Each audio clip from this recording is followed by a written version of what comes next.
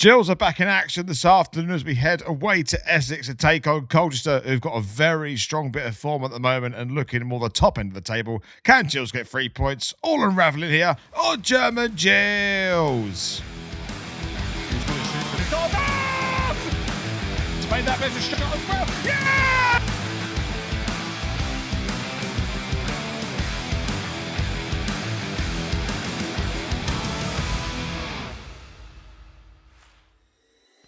Welcome to the German Gills Show. I'm going to be your host, Reece, take you through every step of today's game against Colchester United. Thank you very much for stopping by. And any Colchester fans here, thank you very much for stopping by. Also, this season we are sponsored by CNA Building Products. And if you have a building project going at the moment and you would like to maybe get some savings and support the local economy here in Medway, you can go to the link in the description, go to their website, and as a Gills season ticket holder, any products you buy, you will get 10% off your order. Right, let's head over to Adam Wesgate. So Adam, you're making the trip over to Essex today. Do you see Gills getting 3 points away from Colchester? Well, good afternoon, Reece, and to everyone at home. Bit of an early one today, but the 3 points, tricky today because we haven't been in the best form, but then we had a comeback against Shrewsbury, which was, look, this team just doesn't stop. It's good. We've got Ainsworth back. There's lots of positive things. However, first time I saw us lose was last year here, so not a good omen. Little back, that's good. My big worry is Rowe at left back, if indeed that's what we're doing. Now, Mackenzie might slot in at left back, or we're playing a black three with Hutton and Rowe providing our width. But then we have got McCleary on as well. So a tricky one to guess the formation until the teams come out. I mean, I'm going to go for that we could get a draw today. We could easily win, but then so could Colchester. I'm not overly optimistic that we'll come away with the 3 points, though. Long season, as I always say. Having Ainsworth back, it's just great. Not just for the football, but for his health as well. Well, maybe the Shrewsbury game wasn't good for his health. That was an interesting one to pick, wasn't it, for a first game? Positive thoughts. Wesgate Gills.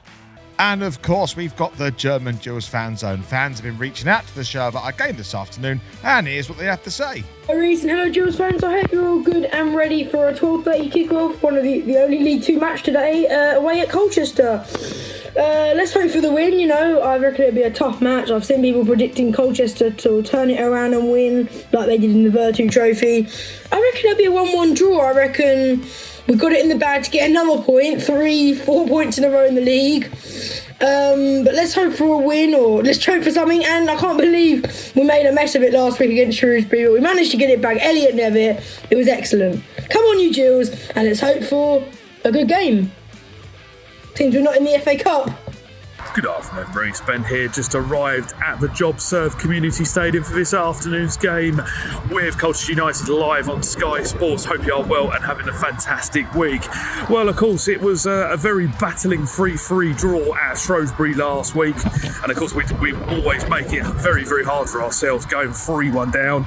But, I mean, great comeback in the second half. And I think if that game had gone on for at least another 10 more minutes, we probably would have won it. But overall, if you'd have said to me, if 3-1 down at half time, take a draw, I would easily snatch it from you. So, but yeah, no, great point at Shrewsbury last week. But I really do wish we would stop giving other teams advantages early on, because it is very, very annoying. But anyway, we move on to today's game here at Colchester. Another tough one. I'm a bit unsure about the team. I mean, is it looking like Rose at left wing back? I mean, I hope not, but, you know, we will see. So I'm going to say, I reckon it'll be another draw today. I'm going to go for a 2-2 draw, and I'm going to say Rob Mackenzie to score for us, and then I'm going to say Elliot Nevitt to come off the bench and get that equalising goal. But I hope I'm wrong, and we come back to Ken with 3 lovely points. Fingers crossed for 3 points, and Wesgate Gills! And here's how the teams line up for our game this afternoon.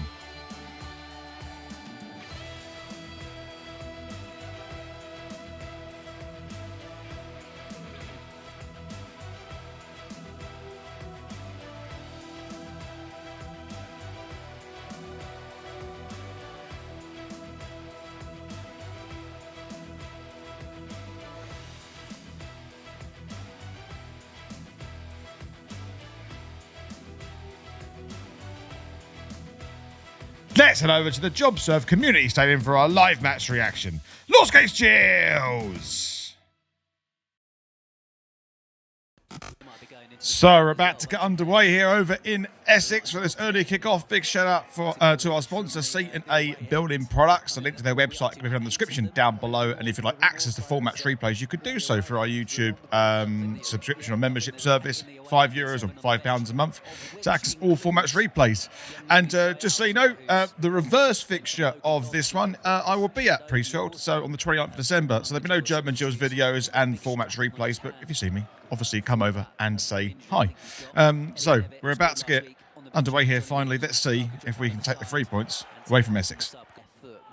Colchester with a free kick on this right hand side. I think it's Arthur Reed that delivers into the box with his left foot, and he does do so. It's not a bad ball into the box, headed towards goal. Gills to get this one clear as a shot towards goal, fired over the bar, and that, to be honest, is the first real attack of this half so far. And it's been a very bitty 10 minutes really. No one's really got their foot in the game. It's been very scrappy, but already Rose got a yellow card on the left hand side, which is going to be a bit of a problem considering we've got a significant amount of this game left. But yeah, that's pretty much all that's happened so far.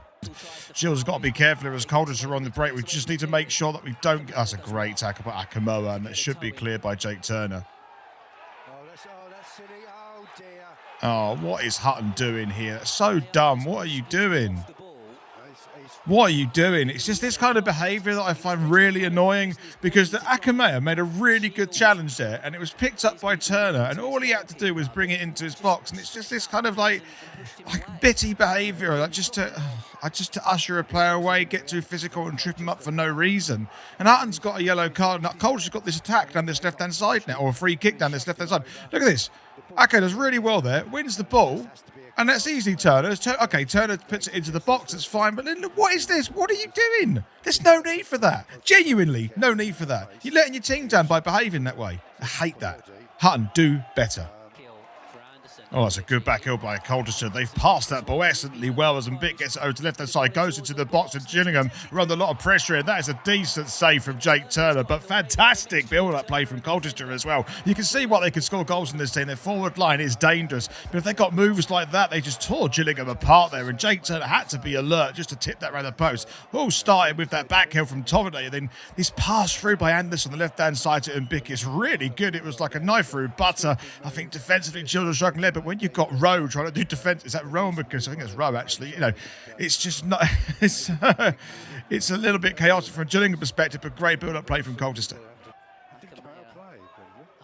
Hutton's going to chip this ball forward on the right-hand side for Palmer Holden to pick up as he gets it back to Hutton one more time and puts it into the box. There could be a chance here to Gills. Someone put their foot through it. Is it going to be Rowe who does it? Yawn! It's blocked on the line. And I wonder if that was actually destined to go to the bottom right corner. Of course, it's Jack Tucker that does that.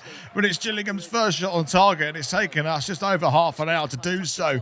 I wish someone was a bit more alert when the ball was just open in the penalty box, because we might have had a much better chance of getting the back of the net. It's good work actually from Palmer Holden and Hutton to get it into a dangerous place. And you know, it's just wasn't, the alertness wasn't there, and it's a good shot actually by Rowe. But Tucker on the line, of course, we know he can do things like that. But it's a bit better from Gillingham. It's Hutton that's going to launch it over from the right-hand side, puts it into the box. Can Gills make something happen here? And it's gone away to Dak. We know he can do stuff here. It's Edwards. Goal! Oh, it's a good save by the goalkeeper and Holden. Oh, Palmer Holden did really well there to get an extra touch, to give the keeper something to do, and he got down quick, Macy, to make the save. But again, good work from Gills, and you know, Dak got that shot on target, which is the most important thing out of all of this. He just kind of scuff it a little bit, but you know, put it in the mix. Anything can happen, and anything did happen. And Gills did, in the end, get a corner. And they put it into the box. I think it's going to be cleared. It's not going to be cleared. Gills take another opportunity here towards goal. That's going to have the shot, and it's gone miles over. Right, I think that whole package of play is now over. And that is half-time. So at half-time, it's Colchester 0, Gillingham 0. Another line, we've got Adam Wesgate. Good afternoon. So you must have been up bright and early to get to Colchester and Essex this lunchtime kickoff. Oh yes, but thankfully it was a clear all the way through, and hopefully the Gills will sail through like we did. And it's not really been an inspiring game, but what have you made of it so far? No, it's not, has it?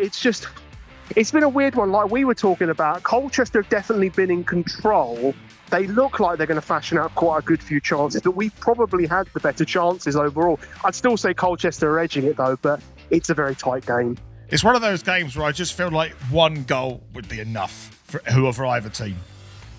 I would have thought so, because I don't know if we'll shut up shop quickly if we got a goal. I'm not sure that's Ainsworth's way.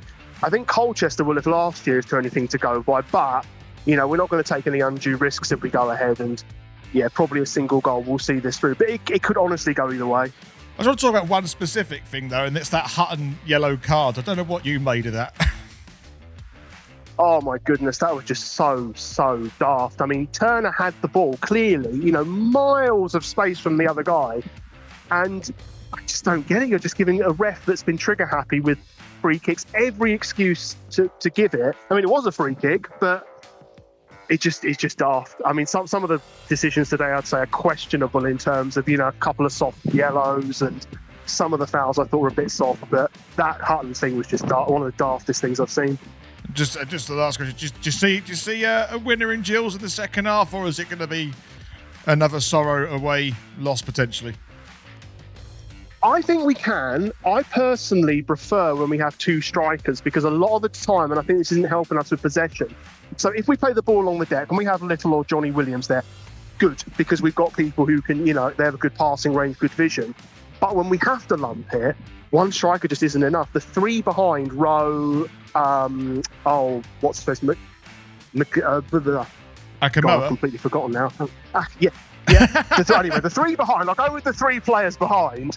They don't get the benefit of any possession because we lose it quickly. When we have two strikers instead of one of the attacking midfielders, we generally tend to hold the ball a bit more up front when we start to pump it long.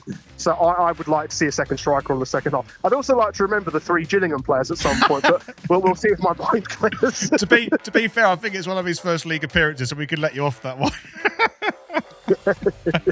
All right, mate. It's been great to catch up, and we'll hear your thoughts at full time. Yeah. See you then.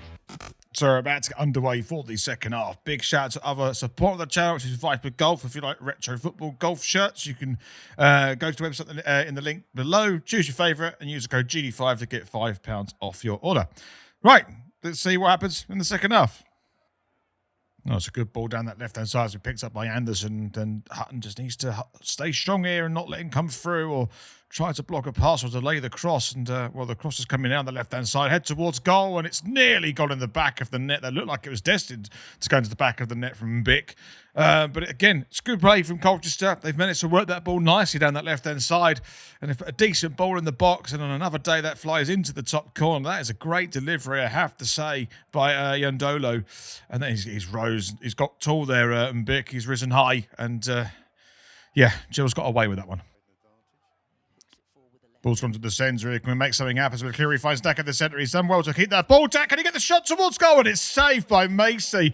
Oh, if Dak just managed to regain his footing and got up to get a shot away with a bit more finesse or a bit more direction, he might have put it in the back of the net. But it's really good play from Gills there. It's a solid pass to Dak. He just couldn't quite get his foot around it properly. But it sounds like something's happening behind the attack here as well. And what really annoys me is that there's something else happened here as well. And it's the replays that these TV companies do. At the moment here, it just seems to be incorrect because I'm missing live action. I want to watch the live action. Now we're going to have to watch the replay of what happened here. And it's just one of those things that I really despise. It's really good play from Gills again. It's Dak that took the chipping shot and it just goes over the bar. I mean, Dak's playing quite well at the moment, I have to say. He's getting into dangerous places, and Gills are looking a little bit better the last few minutes as well, and looking the much better side as well. As Aaron Rowe is playing in defence, which is mad to me. But are we going to weirdly keep a highlight going for this long, which is madness? As said by no, not anymore. It's gone to Macy. Right, here we go. Bit better from the Gills. Oh, it's nice work from Colchester to find the ball over at the left-hand side and a lot of space at Yandolo to do something with. And Gills got to do something as it goes into the box. A good ball in, and it's gone over the head of Rowe, and Gills on a little bit of pressure. We just need to get this one clear as it goes towards goal. It's clear one more time, and Colchester are not going to pick the ball, but there might be a counter-attack. If Nevitt can get the touch on this and put it forward, he can't. But it's good work from Colchester, I have to say. It's good passing and movement, and it was good work defensively from Tucker as Gills tried to get that counter-attack as well. I have to say, nothing's really happened since the last chance in the 55th minute of Gills, and don't know. We've got Nevitt on now. We've got Seb Palmer holding off, and Nevitt's been a pretty good impact sub of recent. So hopefully he can turn that one into a goal at some point. But yeah, who's down at the moment? Is that Dak is down? Oh dear, that's the last thing we need. Anyway, we're on the 70th minute, and it's still 0-0. Oh, that's good work by Colchester on the left-hand side. I think it's Wura has done that. I can't quite see, but they're on the attack here as they get a bit of space in the box. And Gills got some defensive duties to do as Williams passes it out to Bishop, who looks to take the shot towards goal, and it goes past the right-hand post. And we've got 10 minutes remaining plus stoppages, and it's just one. If there's going to be one goal, will win this game for whoever team gets it. Is how I can see this one. So it's a very nervy moment for Gills fans and myself when Colchester come forward like this. It's good running for him, Wura actually as well, to usher off Jack Tucker, Sam Gale, sorry. But yeah, it's again very bitty game at the moment, but shots like that, they're going to back, and that could prove to be the winner. Luckily, it wasn't. Colchester with the free kick on this right-hand side as Reed that delivers it into the box. It's quite deep, and Jake Turner's come all the way out, and it's a real scramble, and my goodness me, Gills got away with that one. I mean, it's great that Jake Turner's committed to those kind of things, but that was a little bit over-ambitious. And why are we going to Jake Turner? There was literally something there for us to look at. This is what I mean. What is that with that camera work? So poor. Come on, sort that out. And that is full time, and it's Gareth Ainsworth's 14th draw as a Gillingham manager. As we keep that trend going, it seems, as our draws pile and pile up. But yeah, nonetheless, I still think it's a decent point against Colchester. But let's hear what Adam Wesgate has to say. Well, the score might say 0-0, but look, that first half was pretty even in terms of Gillingham had better chances, but Colchester in control. We dominated that second half, and it was not like we didn't make decent chances. Dak looked unplayable at times, but most games we've scored this season, that hasn't been so much of a problem as previous seasons. Didn't get it today, which was an absolute crying shame, but it was appreciated by the crowd, this performance, and quite rightly so.